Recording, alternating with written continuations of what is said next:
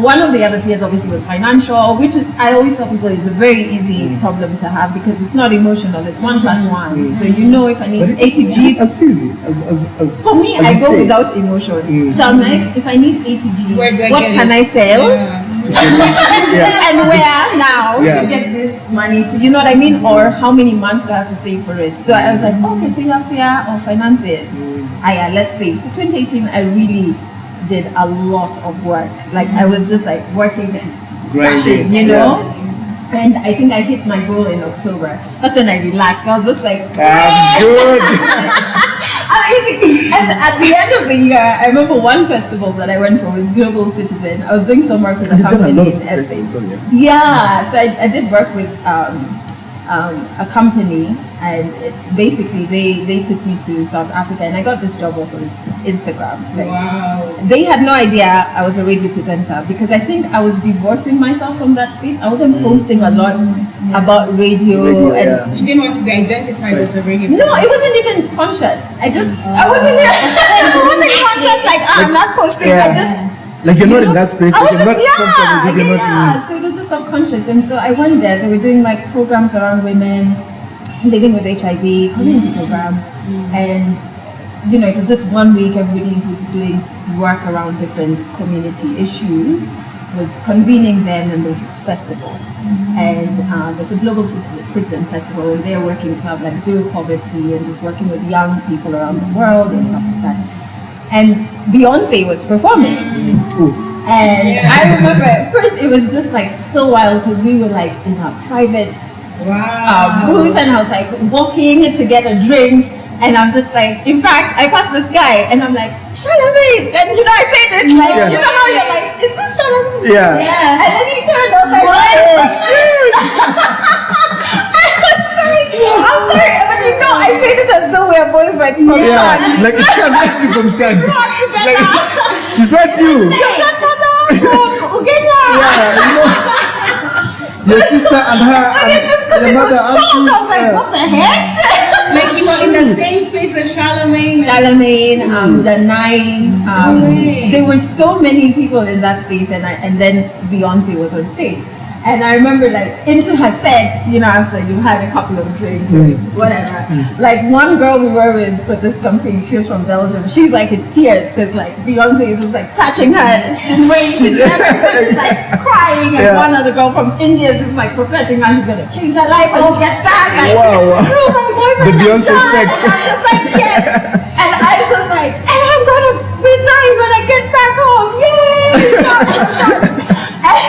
This was like a week before Christmas, right? And I think also, honestly, it was really, it sounds like a funny moment, but it was a very powerful moment. I can imagine, because you're actually making life decisions on stage, and you're just like, why are we being basic? What's happening? You know? And so I came back home, and I was like, I'm going to do it. My family and my close friends was, like, my best friend Val was so over it. She's like, you said that for 3 years. I'm so tired. And I came back home and I was like, you know, Christmas week, it's normally very silent in media houses. People don't leave and whatever, but like on air stuff, you don't get holidays, right? And I was like, one day, so the day before we went and printed, I didn't have a printer at home. Went and printed my because I needed to, different contracts are different. So I needed 3 copies to give to 3 different people, blah, blah, blah. And I was so scared we had to print it. At Diamond Plaza. I've never even like shared this day before. I don't know how I'm sharing this day because I'm just like, whatever. So like we go and I'm like telling my partner, I'm so scared. I'm just like, I hope the guy at the cyber doesn't read. It doesn't give you need information before. Reference, resignation, you know, like yes. Just like, okay, you print, you go stand there, me I stand outside of you print.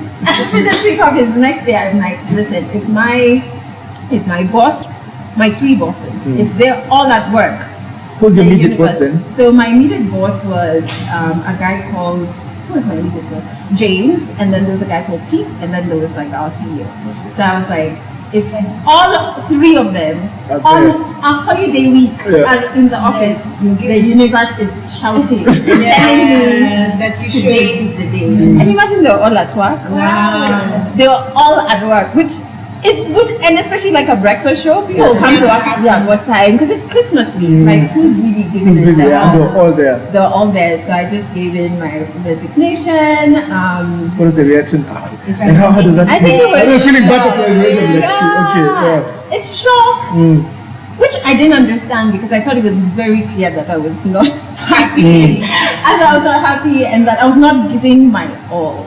You Because felt that way. I felt that way. I knew I wasn't because like when I am committed to something, it's 100%. I'm doing it to the best of my ability. I'm not slacking. I'm not calling in sick all the time. Yeah, looking for excuses. Yeah. I was on sick day. Yeah, no, really. I thought you could see that.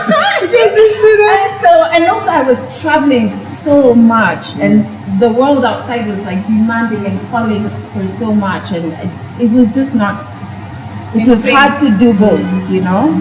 Anyway, so he's like, where are you going? Obviously the questions are around like, where are you going? Because in that industry it's always like you're leaving to go to a rival station and stuff like that. Yeah. And I remember telling my boss, I was like, oh my god, like do you know I can even go back to school to study to be a doctor. The world is just open. I can't do anything. Yeah. I remember like it's overwhelming, you know? And it was like confusion. I think we did try and like figure out ways of middle ground, but again, like when it's time. And so I resigned in December. January, I thought I was going into the non-profit world, like I thought you to were my going to NGO that, stuff, and then a friend of mine, Roy, who was my first co-host, he was just like, oh, what's it about?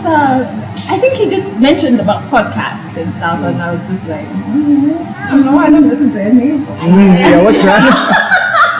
Just like what are the strange things? But then I was like, it doesn't need to just search online. I literally did a Google search about what do you need to start a podcast. This is in 2017. So I resigned end of 2018, so this is January 2019. So I do this search and this website that apparently has articles on like how to, I can't find it today because it had on everything like planting, so just anything, you know.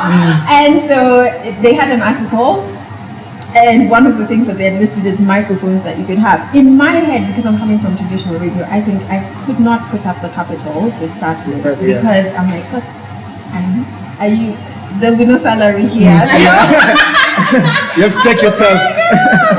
Spend $500,000 on equipment. But now every budget's up. But I'm like, okay, let me see, because with each microphone, they had a list of top 10, and then with each microphone there was like a link to the Amazon page and like whatever. So I went to one of them and it was like 10 G's. So I'm like, okay, I can afford two. I'm like, tell me more. And then it was USB microphones. I'd never heard of that before, which you just plug right into your laptop. And I was reading, like, so now I've just opened like a Pandora's box. I keep reading because I'm like, what has the audio clarity with this? Also, I went through yeah. Like, okay, so it sounds. So I just keep digging, and at the end of it, I'm like, oh my god, I can afford to do this. It's possible. And so that's when I started changing our extra room into like a home office studio, shifting. And I did the Kenyan or African thing. My cousin was coming in February from the States, and I was just like, I'm sending you, I need to get these 2 microphones and a few other gadgets. And she was like, actually I have Amazon Prime, so like, get it now, it'll be on my doorstep tomorrow. And she brought them, like, and she was even joking, she was like, the Kenyan thing, when is the flight you're coming? Just get for me that we need. She took them, she did the thing, you take them out of the box, put them in the suitcase. And then she told me, if customs ask me, what are these? She'll say, Mimi, Slay Queen. And so my microphones came. I upgraded my laptop, and that's how I started. And okay, I wanted to ask you: were you confident to start the podcast based on your radio background, or did you just want to do the podcast because you wanted to do something for yourself? Because I know that people who want to do podcasts but don't have the confidence, or don't feel like they have the audience. Yeah. Right? Because like you already a personality. Yeah. Like BIGPIN is already a personality. So when people like you start podcasts, you already have a following. Yeah. As opposed to somebody who just wants to start it off the bat, like I want to do Yeah. podcast. So do you feel like you had the confidence to do it based on your radio background, or it's just something you wanted to do? I think I wasn't confident at all. Like, if you listen to, I only went back to listen to episode 1 when we were doing our 100th episode special. I was like, who's this chick? What did she say? How she sounded? Guys, let me ask you, Are you guys okay? Okay, you're right.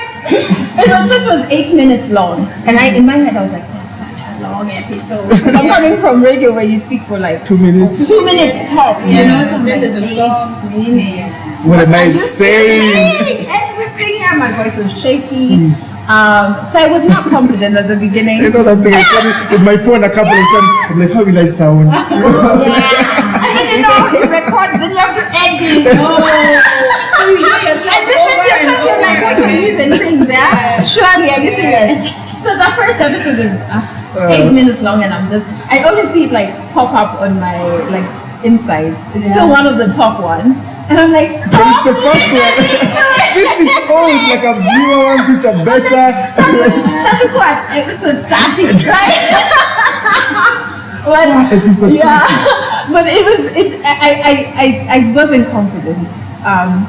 Also because people assume that I really believe in data, right? So people assume that if you have a following on one platform, they will automatically. It's not automatic. I was starting when people didn't understand what podcasts are. Today people still don't understand, so you have to do a lot of like, this is a podcast, this is a platform, this is not going to Malaysia your bundle. You know what I mean? You still have to do all They've that actually learned that stuff. from me, but Yeah. something maybe that crazy. Yeah, it can They be. don't understand. They don't. Why am I listening to it? Yeah. So you're doing the job of the platforms plus your podcast because you're going to benefit from it.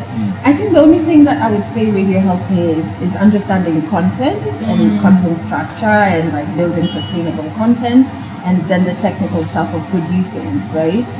But other than that, I don't think, even at the time when I was recording, I was not thinking about all that. When you're recording, you're just thinking, what am I saying? And at that time, I remember I didn't know, like my fundi had already finished the extra room, so we were good to go.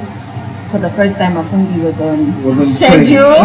The painting was done, my equipment was there, so really it was only me standing between me and Sako. And I remember I told my, that really was heartbreaking to me because I'm like, Jesus, I'm the one who's standing in my own way. And I called my friend and I was crying. I love crying. And I was crying. All this talk about crying. All this It feels so and just sat there and we cried and we are okay. I'm like, is that like a normal thing? Just talking. It was like you sat there. They're just here. They're just here. Balancing ready. Okay. Tomorrow? I'm here. In case you need me. In case you need me, I'm here. So I cried and everybody around me, like they don't panic. It's like Adelle is crying. At that time, I'm making my home office, home studio. I'm still at least serving my notice. I'm meeting my CEO at the time every week, trying to like figure out, is there a way that I could stay?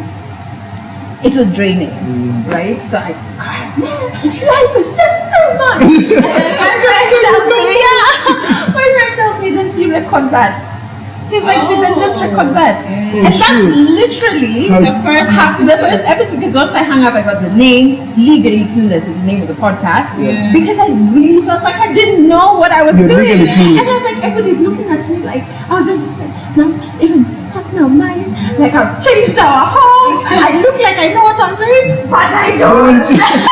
You are clueless. Yeah. You know, from someone else, from my point of view, I was like, this chick's structure is on point. She really knows what she's doing. When she handed in that resignation, she knew Yeah, like she's starting a podcast. It's like, that's what people are like, yeah. But she's starting a podcast, so that's what I started understanding podcast. So the podcast, so it's audio. Oh, but the other guys doing actually, okay, this is interesting. And she knows. It was hell inside there. Like it was like but then once I started, it felt so good because it was now a space where, because already I couldn't come on and tell you guys I've had a bad day and start crying for you people.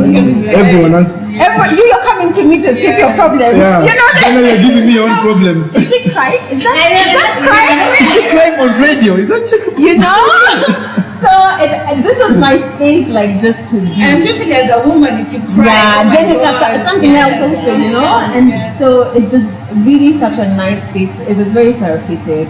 And how it's even evolved to have different Africans sharing their stories. It's just like by episode 5 now, me, I was done with my issues. Yeah. Okay, now, let me do something. Other people with So issues. everyone is Yeah, my friends. I was problems. like, come, let's talk about this. And then with time now, because I was traveling a lot, I think in episode 9, I was doing some work with the African Union, so I went to Ethiopia and I met some amazing Africans there, and I had my microphone and So I was just why like, not record this? hey, you're really dope. Can I record your story? And I'd done a storytelling workshop in 2018 just for fun. I was just like trying out different things with another organization that's dedicated to storytelling, and they also have a podcast called The Moth, and they've been so wonderful to me, and they're amazing. And so using those tools that I learned, I could help people like, so you know you went through ABCD, but how do we craft it into a story so that you really, and in a way that's not performative, right? Because the episodes are very raw and the stories are very raw. And so with time it moved from just being my friends to people saying, hey, we want to share, and so we got a hotline and people can send in demos like of stories they want to share. Then we started our video series, then we went on tour.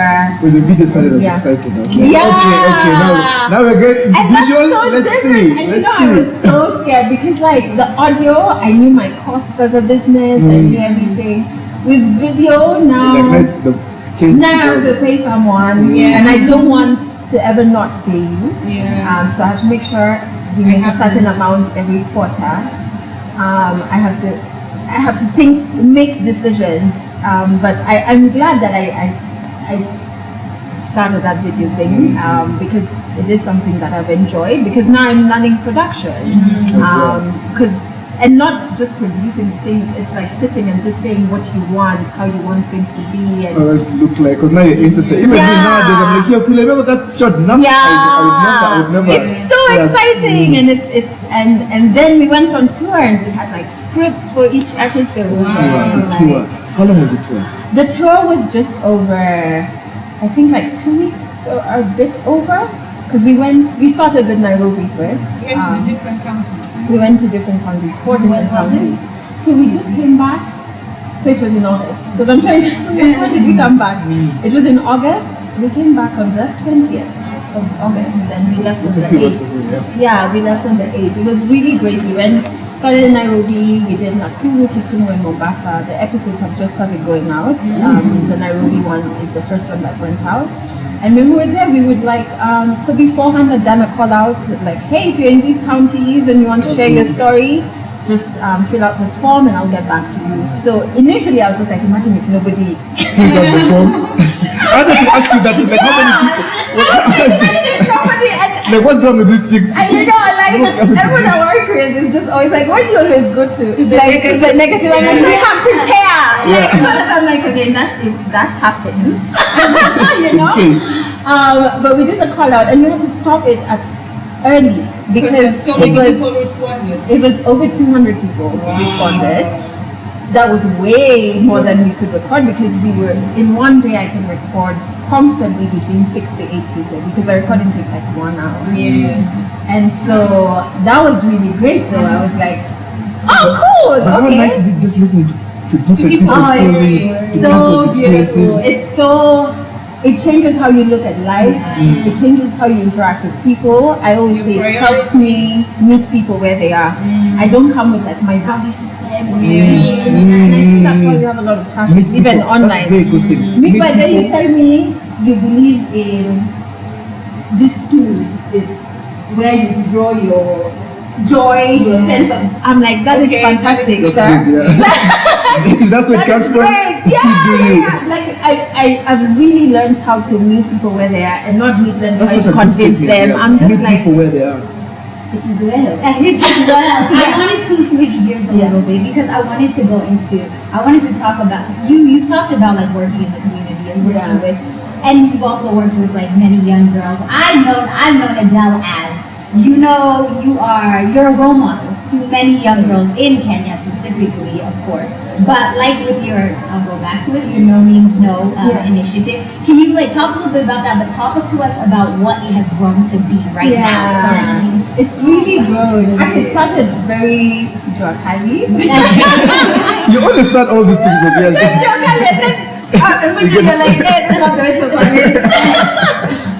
But so No Means No started, I never hidden the fact that I am a survivor of rape, and I was very angry at the time, just wondering, and this was before radio. Yeah, this was before radio. And I was just angry that I was not seeing conversations about it. I was not seeing, life was just happening, women are not suffering this thing, and men too, And so it was out of anger, and I still remember most of my best ideas come in the shower, and I remember being in the shower and I was just people need to talk about this thing. They do. And at the time, Instagram was not there, it was just Facebook, and I was like, okay, fine, I'm going to just create. In fact, Facebook, there were no pages, it was only groups. Communities. I was like, we'll start a group and we'll just have conversations around these things and just throw ideas on how can we have awareness on this, right? And so I remember we started the group, and I forgot because I went to high school in Botswana, and the school I was in had people from different countries there. So when I opened the group, now we had people from different everywhere. Now in Kenya, so I wanted thinking local. And then we opened the group, and there were people from so many different countries. And I remember getting a message from somebody in the UK saying, this is what we're doing in bars, we have these posters in the bathrooms and things like that. And it was interesting to learn what people in different countries and from different cultures are doing. Because some things I was just like, ooh, that work here. I know. And then because I was in the open mic thing at the time, I tapped into the networks that I had in terms of Wendy Kimani, Patricia, Nick Beda, Fena, and we did a photo shoot at my friend's parents' house. I found those photos the other day. I was like, Yanni, we just went into your folks' place. I know. Just went for a photo shoot. Tricky things. And when we did these photos that were provoking and just tried to get you thinking, and we started the group. And that's how we had some of the open mic sessions were dedicated to that, monologues from survivors and stuff like that. And then it grew into, when I got into therapy, I was like, whoa, this is really helping me. I wish other people would have it. So I had 2 friends who were therapists.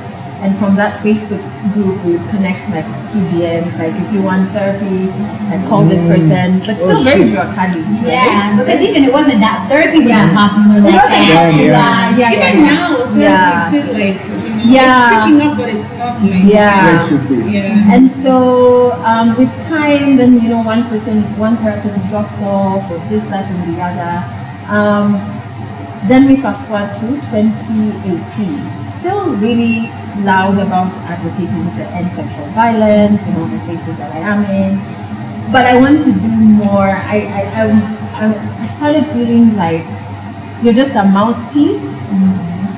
What exactly happens? Okay, you talk. To see the different and there are other people talking, so I'm like, okay, this needs to be balanced. So I know in 2018, while I was doing my saving and to leave, I knew India, I'm going to launch my initiative, right? So it's the Adelle Onyango initiative. I started going for what are they called? A lot of conferences. In those conferences, I was trying to go for workshops to learn how do you run a community program efficiently? How do you run it sustainably? How do you get funding or get partners? What does that even look like? Because this is not a world I know, I don't understand this.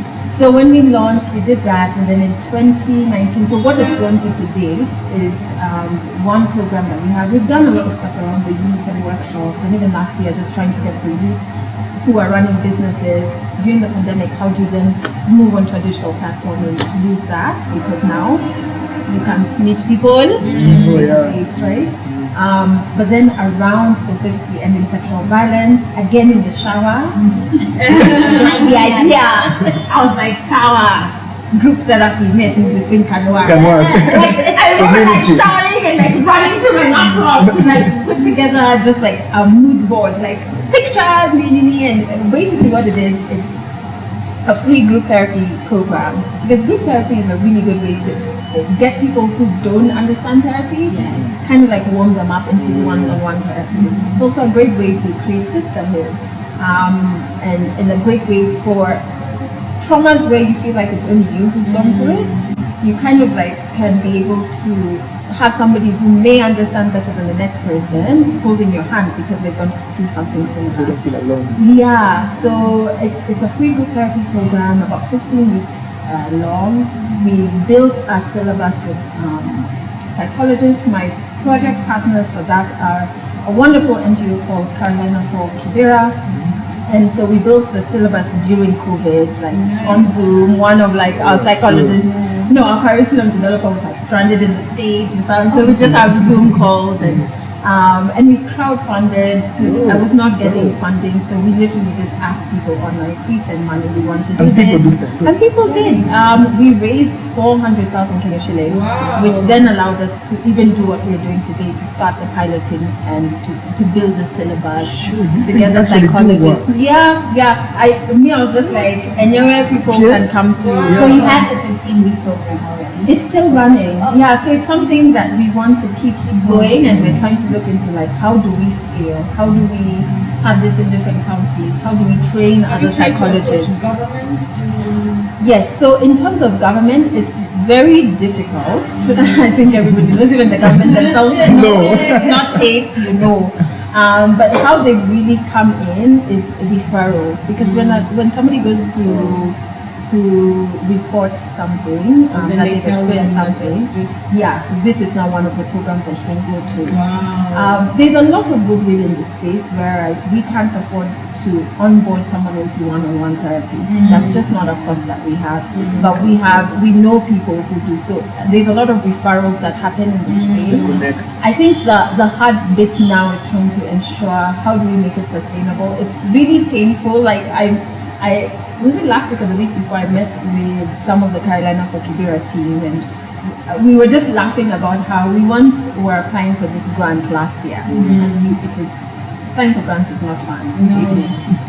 Hey! I don't know about grants. Something else. It is something else, and we did this for weeks and weeks. We even had like professor come in and just give you tips and insights. And then we didn't get it. And I was so sad. They have been in the space, they understand, they're like, on to the next. I was even telling them, have you been wearing gloves? I don't even know. What can they see that we did this? And we were laughing about that, and I was telling them, like, I've not learned. That's back to your question on challenges. I've not learned. I'm learning how to deal with rejection. That you won't get something off in the program and in programs like in with the initiative, and also in business. I think with interpersonal things, I don't know. That one I'm okay. I'm saying whatever. I'm not gonna do it. But if it's something which involves business, some people don't see your vision. Your vision is. And then you go for a picture, just like nailed it. And then silence. What did I do wrong? So, like, how many women are involved in it? So, it's really difficult. To be quite frank, even now, the struggle we're having is you can't have the sessions online because it's trauma. Not only that, a counselor, like for example, I've been with my current therapist for years. So it's only now we are able to do therapy virtually. But if you came to her now the first time, she would not take you like that. So there's that. Secondly, we deal with vulnerable communities who even access. So what's the sustainability? Access to data for how long, And then we have directives from our government that changes every time. 1 minute a public gathering is 15 people and above. The next minute it's not. So you're just like, make up your mind, sir. You know what I mean? And so that's really one of our hardest stumbling blocks, which is why we were able to talk about it in that meeting. Like, it's like a roadblock. Like now, we know Then it's the women. like you're not sure how Overcome it. Yeah, you know. How to overcome it, and mainly, and it's even a roadblock for funding. A lot of funding is looking to, okay, where is the innovative side of things, the digital, and you're like, that's great. However, so it's really hard to be able to even as of now, what we've been able to do virtually is training of our counselors, because that can happen virtually. That's not a hard thing. So that, okay, when the next directive comes, it's open, then we can do it. I also know what we've been trying to also focus on, especially CFK, my partners, who in Mombasa can we partner with, who in Kisumu can we partner with. So it uses a model that's similar to like a business franchise. You have this syllabus, and then you have certain key things that somebody who wants to run the programs has to have. And then now they can implement it there. It makes it easier to scale. But COVID has really messed it up, and the worst thing is it's aggravated. There's a lot more cases of different forms of sexual violence during the pandemic.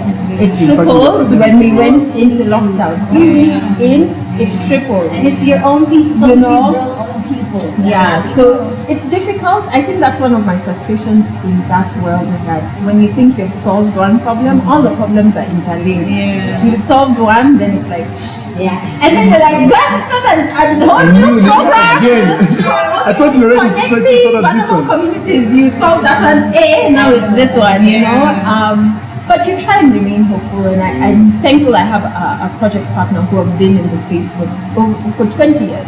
For 20 years. So that when I'm like, oh my God, then just like, okay, let's go. Let's go. Yeah, let's go. But we're going to be a bit more vocal. Even I really didn't understand the conversations. A lot of people would just like have conversations, and I really wanted impact.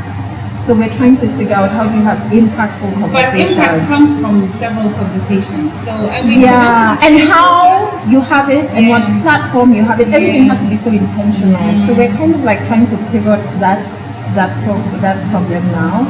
But I'm proud of where we've reached nonetheless. You've done a lot of. Can you tell the people like where they can reach you, or how they can support you? You know. I mean, right now we don't have a call for funding. I'm very like. I don't like asking for people's money all year round, please. But so if you go to the Adelle Onyango Initiative on all social media platforms, or if you go to adelleonyango.com, you will find the initiative there, and you actually can watch videos about the programs that we have, so that you understand either maybe you want to be a beneficiary, or maybe you're running a program where we could partner on something. Collaboration is key. Come through. You're very passionate about the community and just people around you. Do you feel like maybe later on you want to maybe run for office? No, wait. No, not. You can run for office, but in a different sect. You can become an ambassador. I don't know. Okay, but you know what? You never say never, because I never ever thought I would. A lot of community, a lot of initiative people, a lot of, and I feel like the community. That's almost like the stepping stone that if you have support, if you have an office which can support you like a certain cause. I mean, I really don't think. Never say never, and like evolving, you just evolve, and you never know what could be something you're passionate about 1 minute and the next, or 1 year and the next.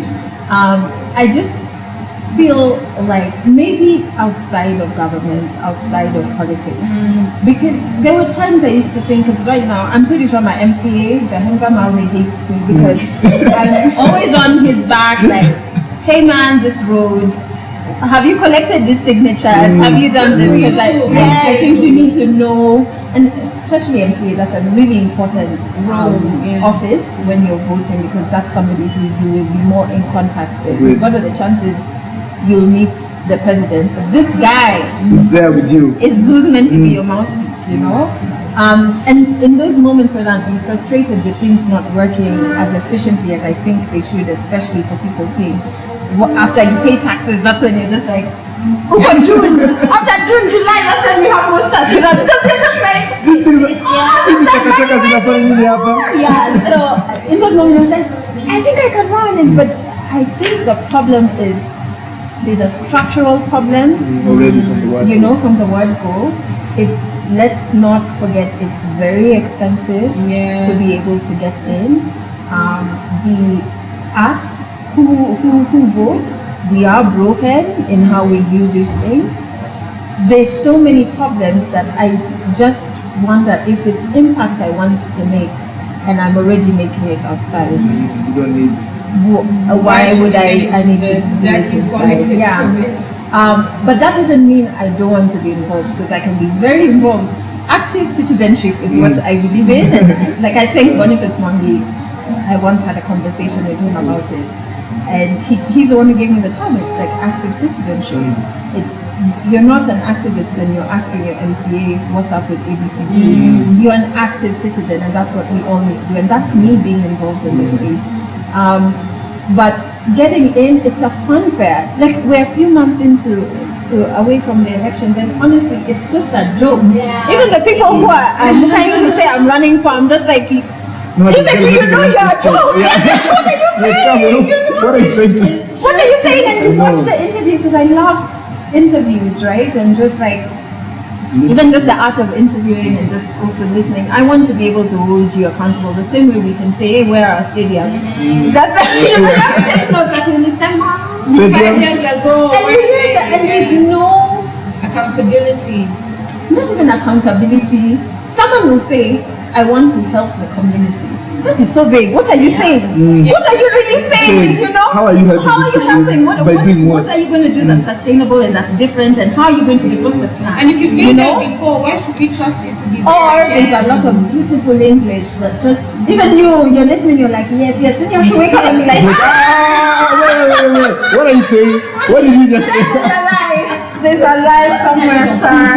Okay, listen to those political discussions. Like, okay, sounds interesting at first. Like, okay. So then it just deviates and chomokas from that story and enters in another interesting story. And you're like, no, we're not going there. Nonsense, and now it's you.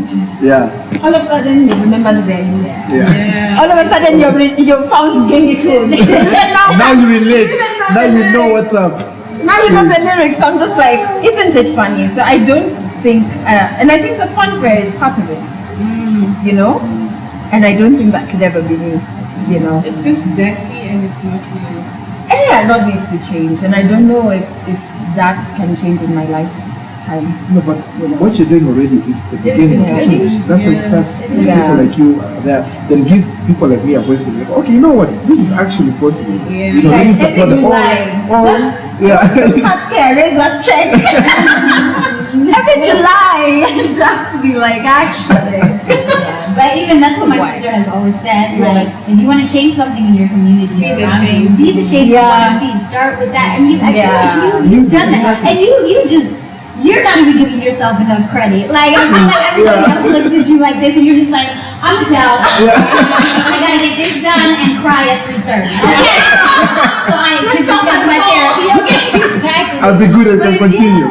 But you Thank you so much, guys. Thank you. Yeah. So it's so nice you could. And I wanted to ask you, because you're such a bubbly personality, and I saw somewhere you were going to interview the president, and you had anxiety, and you don't look like you have anxiety. I do. You know, anxiety doesn't have a look like that, and it's actually like diagnosed with anxiety, and so it's something that I have to kind of like deal with no it doesn't send you an SMS or like hey, next week Tuesday are you free? I wish it would so that you just clear everything, you know. You kind of have to learn like what are your coping mechanisms. And even if you know your triggers, sometimes you can't even you can't control it because you can't control the environment. Someone will say something and mean well, and you're off. Or maybe it's, it's not only triggered from outside, maybe it's even like hormonal. So like before your period, you kind of just have to understand your body, which is why I advocate for therapy. Understand your body and your mind, and then be given the tools to, in that moment, fix it. But you can imagine going to interview the president and wanting to ask tough questions, and his people are somewhere there, and you're just like looking at them. And then it was virtual. It was virtual, and it's just like I hope they don't. And I have to say a huge thank you, because that gig was by Lorna Irungu. She was just such an amazing person, and she called me for it, and I even was like, I don't think I can do it, I'm not the right person. And like 2 days I called her like panicking, you know, I was like panicking, and she had she then had a long conversation with me, and she told me, name the fear, what are you scared of? Name it, what is it? So I named, and then we went through each fear, giving it a solution, you know. And then I said, actually, I think I can do this, you know. And I love that actually. and And she actually even told me, because I was like, you know, I'm scared of these things because you can't talk your mind, and I don't want to be like a mouthpiece for government when I do actually know that there are many issues. And she was like, nobody's asked you to do that. Tell me, what do you want to talk about? What questions do you want to ask? And she really was on my side. Wow. She really was on my side. And so, but also the environment there is like, as I said, it's virtual, but there is people over there. I know you have some questions you have to answer. You're asking me like, anybody which is off, you're like, you're ready to like stop the laptop down. I was very nervous about that, and I think that happened twice last year, and the second one was also scary because it was around COVID, and there were still are very many issues in how it's been handled. So yeah, those situations come. I mean, I am human, which is what I try and share with people. I do ABCD, but in those moments I'm very human, and so. No, I'm just saying it's nice that you share it, like you're vulnerable with your audience. And people connect with that. People connect with that, and also I'm not trying to put any standards. That's why, like, hey, you said I'm like, please. I didn't say that. We have enjoyed our time with you. Thank you so much for having me. This was really good. Yes. Is there anything that you want to tell us one thing, one inspirational message that you would tell anybody that looks up to you, or just anybody, or anyone who wants to start a podcast? You know, sort of inspired this, you know. Yes. I think for whatever it is that you do, I think just start. So just start with what you have, start with what you know, and there's nothing like perfection. You know, you can only get better at what it is that you do the more you do it, right? So just start with what you have and with what you know. Thank you so much. Thank you so much for having for having you on my show. I wanted this to be honest. That's the way around. I was like, thank you so much for having. Now I'm that is you. Oh my God, thank you so much for coming. You inspired this podcast, you know that. Bigpins Radio.